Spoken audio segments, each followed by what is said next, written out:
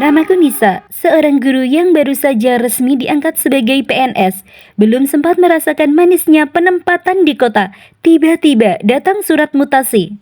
Aku harus pindah ke sebuah desa pedalaman di salah satu pulau terpencil di Indonesia. Medannya sulit dijangkau, jalan berbatu, sinyal telepon nyaris tak ada. Setibanya di sana, aku ditempatkan di rumah dinas sederhana di pinggir desa. Rumah berdinding papan, beratap seng dan lantainya masih semen kasar.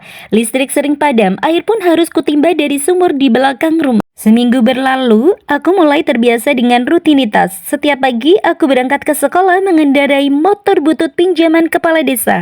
Tapi, aku sering penasaran ketika melewati rumah mewah yang terasa asing di ujung desa. Tempatnya di bawah kaki bukit. Rumah itu berbeda dari rumah penduduk lainnya, berdinding kokoh bergaya kolonial dengan pilar tinggi menjulang. Dari informasi warga, rumah itu milik seorang wanita tua bernama Nyonya Ayu yang konon dulunya istri seorang pejabat penting di masa kolonial. Setiap kali aku melewati rumah itu, aku selalu melihat ke arah Nyonya itu. Aku mencoba melempar senyum, tapi ekspresinya dingin tak pernah menggubris. Cerita dari warga menambah rasa merindingku. Mereka bilang Nyonya Ayu berubah pendiam sejak anak perempuannya menghilang secara misterius di usia 8 tahun. 3 bulan setelah tragedi itu, suaminya meninggal mendadak.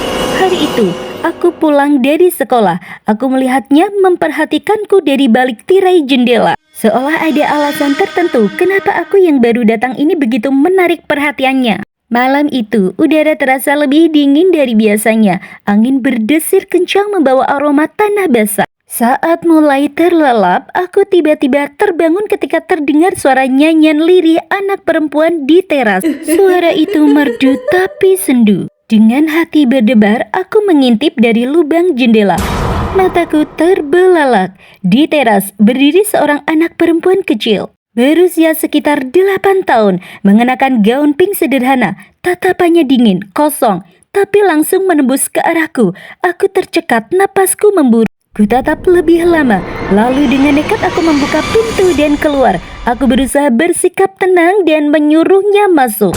Tapi ketika aku melangkah mendekat, anak itu malah berlari ke arah gelap, menuju jalan setapak yang mengarah ke rumah mewah di kaki bukit. Malam kedua, kejadian aneh itu pun terulang lagi. Hawa dingin menembus sela-sela dinding rumah dinas sederhana yang kutinggali. Tepat di tengah malam, samar-samar terdengar suara lirih seorang anak perempuan bersenandung. Seperti malam sebelumnya, aku pun terbangun dengan perasaan was-was. Benar saja, saat aku menyibak tirai jendela, aku pun melihat gadis kecil itu datang lagi. Kali ini, aku memberanikan diri membuka pintu lalu keluar. Lalu, aku pun mencoba menyuruh gadis kecil itu untuk masuk. Tapi, seperti semalam, ia tak menjawab, hanya menoleh sebentar lalu berlari ke arah jalan setapak yang menuju rumah mewah di kaki bukit. Dorongan rasa penasaran yang semakin kuat membuatku nekat untuk mengikuti gadis kecil itu berlari menuju ke arah rumah mewah di kaki bukit. Kulihat tanpa ragu dia memasuki rumah lewat pintu samping yang terbuka sedikit, dan entah kenapa aku juga mengikuti langkahnya. Di dalam rumah, suasana rumah itu jauh berbeda dari luar yang tampak megah. Aroma lembab menusuk hidungku. Gadis itu pun berjalan tanpa menoleh, seolah tahu aku ada di belakangnya. Hingga tibalah di sebuah ruangan gelap dan kotor. Aku terpaku. Di lantai tampak tulang belulang berserakan, rapuh kering dan sebagian masih terbungkus kain usang. Gadis itu pun menoleh padaku untuk pertama kalinya dengan mata sayu dan tatapan menusuk. Sambil tangannya menunjuk ke arah tulang belulang itu, dia pun berkata, "Ini adalah aku." Ucapnya lirih, membuat darahku serasa berhenti mengalir. Aku pun menutup mulutku menahan teriakan, jantungku berdegup kencang. Gadis kecil itu pun mulai bercerita. Dahulu, ayahnya adalah seorang yang terhormat di mata dunia. Sampai suatu hari, nyonya itu pun memergoki suaminya sedang melakukan perbuatan terlarang pada anak gadisnya. Dan sang nyonya pun tak bisa menahan diri. Ia menjerat anak gadisnya, lalu 3 bulan kemudian, dia pun meracuni suaminya sendiri. Suara gadis kecil itu pun penuh luka dan tangisan yang tertahan saat bercerita. Air mata pun mengalir di pipi pucatnya. Dengan penuh amarah, gadis itu pun bercerita bahwa dia benci dengan semua kenangan buruk tentang rumah ini. Rumah yang penuh dengan kenangan busuk yang terkubur di dalamnya. Dan dengan suara serak penuh dendam, dia pun berencana membakar rumah ini. Aku pun tersentak kaget. Tiba-tiba semua menjadi gelap.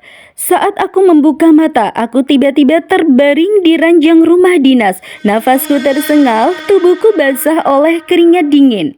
Tiba-tiba, aku mendengar suara keributan dari luar rumah. Aku pun lari keluar dan aku pun melihat di antara kerumunan warga yang panik, mataku menangkap sesuatu. Di balik reruntuhan yang dilalap api, samar-samar kulihat sosok gadis kecil itu berdiri. Ia menatap ke arahku dan tersenyum tipis. Aku pun terdiam terpaku dan tak bisa berkata apa-apa saat melihat kobaran api melalap habis rumah mewah itu. Ya, gadis kecil itu telah membakarnya.